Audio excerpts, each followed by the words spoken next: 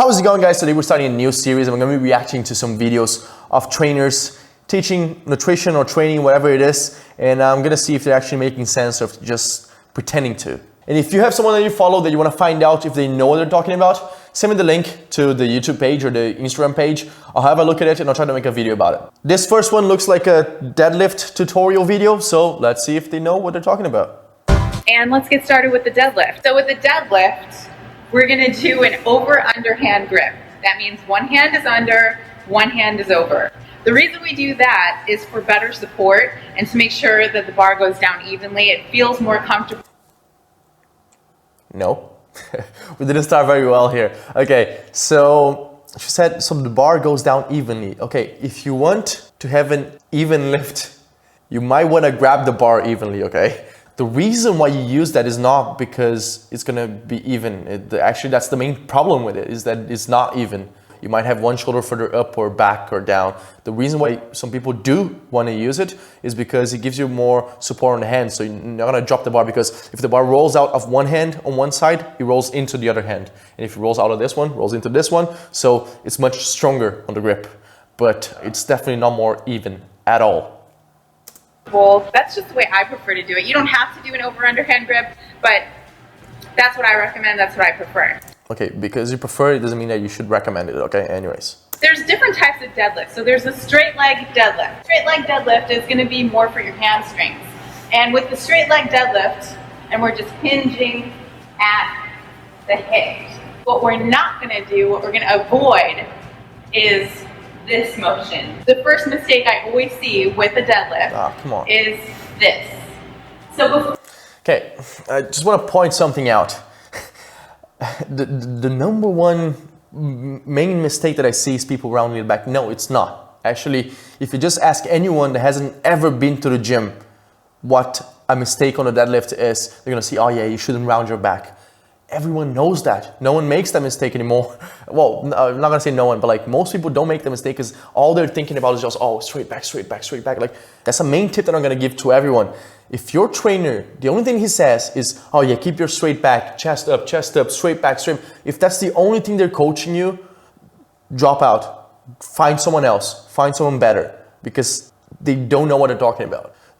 People just like, oh, keep a straight back, but then they don't look at the hip height, they don't look at the foot pressure, they don't look at the shoulder position in front or behind the bar.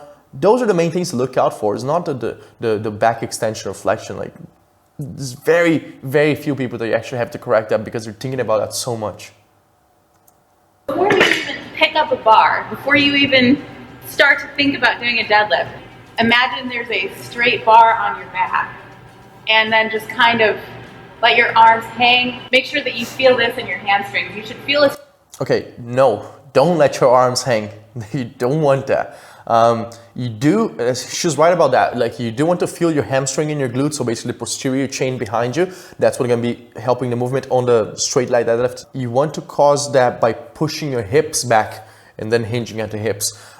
Because if you just lean forward and just hinge at the hips on the same position, you're gonna see here, she has her arms way out in front of her and the feet are here. So if you have the feet here and the weight is there, imagine, obviously she has no weight on the hands, but like imagine if she has a bar, loaded bar on her hands, she's gonna fall straight down on her face, okay? So that's definitely not what you want. You want to push the hips back and have the shoulders back here over the feet, and the bar also over the feet. So you can actually balance over your feet instead of just having the bar way out in front of you.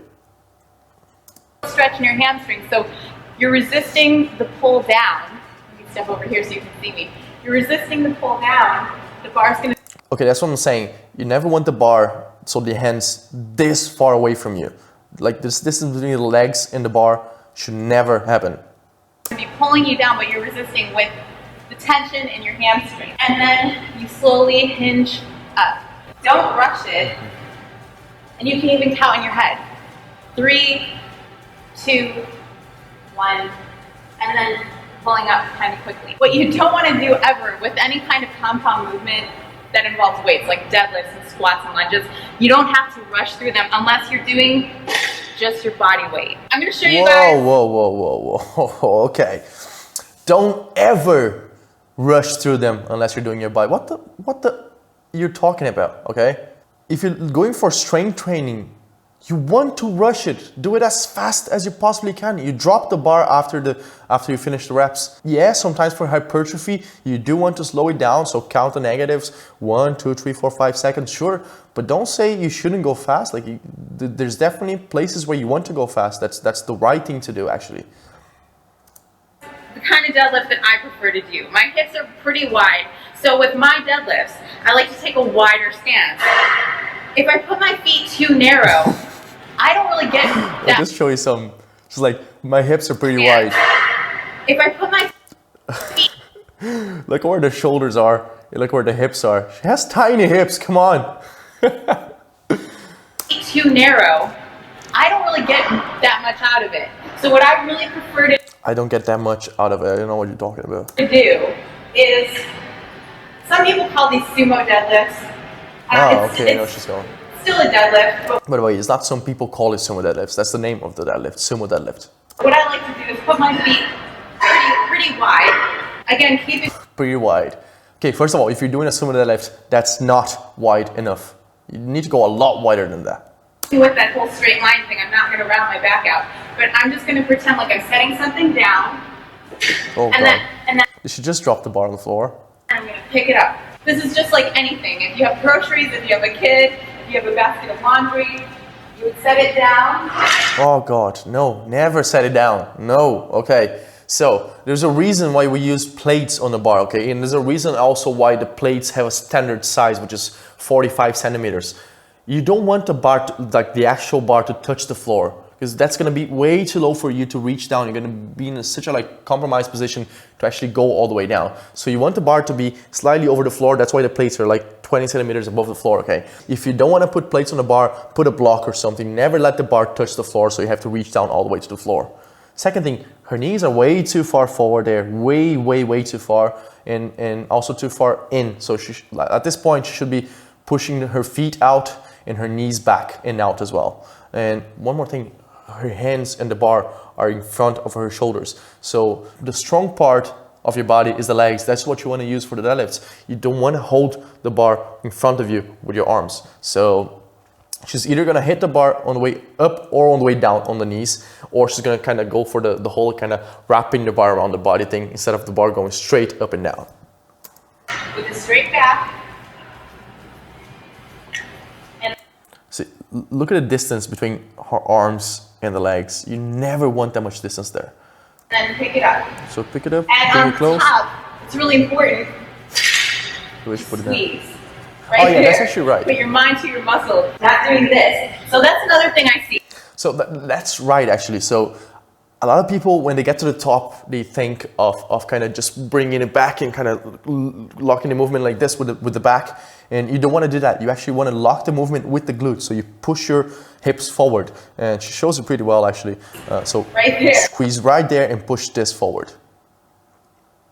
Put your mind to your muscle, not doing this. So that's another thing I see. That's a big problem, is people going way too heavy. So heavy that their back can't support the weight. And they're doing this. They're pulling up with their spine. That is... Okay, I want to mention something as well. That's right. You don't want to go too heavy so that your back is not strong enough and you end up rounding and flexing the back. Also, you don't want to go too light so that you just have way too much control over it to the point where you can actually hold the bar in front of you like she was doing. So you need to find the right weight. As I said, mostly for girls, they tend to be afraid of weights, like they don't want to go heavy, and that's a problem because you're going to do it wrong because the weight's not going to pull you to the right position. If you just do like with a light bar like that, you're not going to feel the weight and you're not going to get into the right position. It's very dangerous. It's ineffective. A place a lot of people... Okay, ineffective. The word is not ineffective. The word is inefficient, okay? Because ineffective means that you can't bring the bar up or you can't make gains with it. You can. The problem is it's not efficient, so there's better ways to do it. People get mixed up is where to put the bar in front of you. So you put the bar as close to your shins as you can. See that? That's what I was talking about. So you put the bar as close to your shins. See how at this point here she's trying to go down, but she can't go down because she's putting her knees under the bar and now the shoulders are kind of slightly behind the bar, but if she goes straight down from here, the bar is gonna go straight onto her legs and kind of gonna go around the knees and back down. So you don't want that. In this case, she wants to push the hips back and the knees back so the bar can go down, straight down, and then she can bend the knees. But she's not gonna do that. She's probably gonna just push the bar forward with the hands and get the shoulders behind the bar and just kind of wrap the bar around let me just put slow motion here. See that? Right there. She's going back with the shoulders, forward with the bar. Look, there you go. And now look at this. Imagine if there's weight on the bar there. She's not gonna be able to hold it in front of her. As you can. You're not gonna go that low, ever. Look at the knees forward. Like, push them knees back, push them out, and your feet should be much wider if you're doing a sumo deadlift. It's almost like you're gliding the bar down. Oh God, it was terrible. Your legs. So the problem is when you have the knees forward this much, what happens is the bar has to go forward to actually go around the knees. And then when you get to this point here where the knees are no longer a problem, the bar is gonna be in front of you, and then there's gonna be a distance between the bar and the body. So you don't want that. You want to close the distance. So that's why you push it back and you keep everything back before you start. Let's get into lunges. First of all, Okay, just talking about lunges now. So that's pretty much it. I just want to talk about the deadlift. I don't want to watch anything more. That was already bad enough. Whoever this person is, don't follow any advice from her. That said, if you have any videos that you want me to react to, or if any Instagram page that you want me to look at and tell you if they're saying bullshit or not, send it over to me and I'll make sure to. My Instagram is down there. And that's pretty much it. Like the video, share, subscribe, all of that stuff. Thanks once again for watching, and I'll see you on the next one.